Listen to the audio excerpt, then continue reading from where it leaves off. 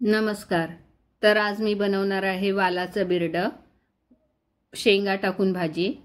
आमच्या इथे याला कडव्याची भाजी बोलतात, कडव्याचं बिरडं. आता हे बिरडं काढून धुवून घेतलेलं आहे. हे शेंगा आहेत.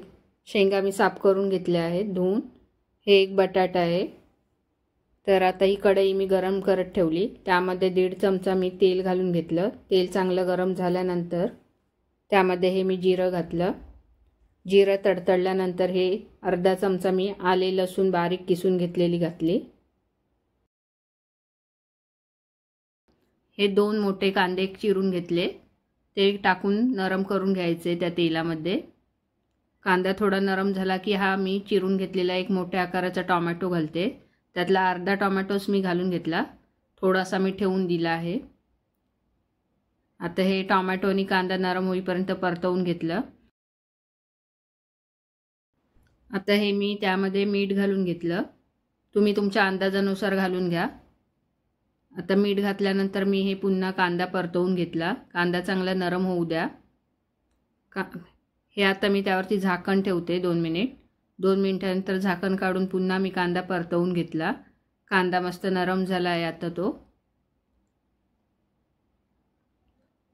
आता यामध्ये मी ही अर्धा चमचा हळद घातली. हा छोटा चमचा आहे. हळद घातल्यानंतर मी परतवून घेतला कांदा आणि हळद. 1 चमचा मी लाल तिखट घातलं. हे घरगुती तिखट आहे. ते घालून मी पुन्हा परतवून घेतलं. हा 1 चमचा कांदा लसूण मसाला मी घालून घेतला. आता हे मसाले घातल्यानंतर चांगले त्यामध्ये परतवून घ्यायचे. गॅस मी मंदच ठेवला आहे. आता ह्यावरती मी झाकण ठेवते 1 मिनिटासाठी. 1 मिनिटानंतर झाकण काढल्यानंतर बघा त्याला मस्त अशी तेल सुटलं आहे. आता यामध्ये मी हे बिरडं घालून घेते वालाचं. हे सर्व एकत्र करून घ्यायचं. नाही ते कांदा आणि टोमॅटोच्या ग्रेव्हीमध्ये मिक्स करून घ्यायचं बिरडं. त्यामध्ये चांगलं परतवून घेतलं की हे मी एक बटाटा कापून घेतलेलं त्यामध्ये घातलं. हे कापून घेतलेले शेंगा साफ करून स्वच्छ धुवून घेतले आहेत मी. आता हे सर्व एकत्र करून घ्यायचं. गॅस मंदच ठेवला आहे. आता हा 1 चमचा भरून मी गरम मसाला घालून घेतला. गरम मसाला घातल्यानंतर पुन्हा सर्व भाजी मिक्स करून घेते. भाजी व्यवस्थित मिक्स करून घेतल्यानंतर त्यावरती मी झाकण ठेवून 2 मिनिटासाठी वाफेवरती ठेवणार आहे ही भाजी. गॅस मध्यम केला आहे मी.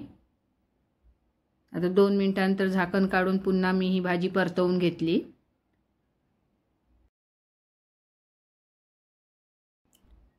बिना पाण्याची अशीच वाफेवरती मी परतवून घेतली भाजी. आता हे पाववाटी मी खोबरं घातलं आहे ओल्या नारळाचं. आणि जो टोमॅटो कापलेला मी ठेवला होता तो हा घालून घेतला टोमॅटो. आता हे सर्व मी पुन्हा एकत्र करून घेते. खोबरं त्या भाजीमध्ये सर्व इथे लागेल.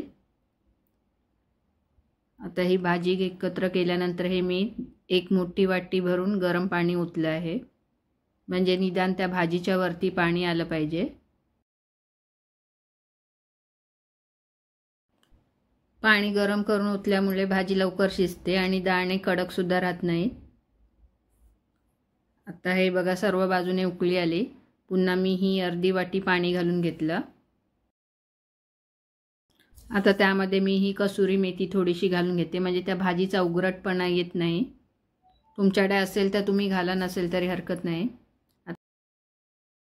आता झाकण ठेवून मी मीडियम गॅसवरती 10 मिनिटं भाजी ठेवली.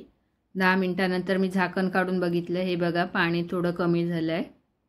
आणि ही सर्व भाजी मी मिक्स करून घेतली. भाजी सर्व बाजूने मिक्स करून घ्यायची. आता मी हे दाणे कितपत शिजले ते बघून घेते. हे बघा थोडे शिजायला पाहिजे. पुन्हा मी त्यावरती झाकण ठेवून आता मी पुन्हा शिजत ठेवते. शेंगासुद्धा थोडा शिजायला पाहिजे. आता मी एकदम स्लो गॅस करून त्यावरती झाकण ठेवून पुन्हा 10 मिनिटं मी शिजायला ठेवणार आहे.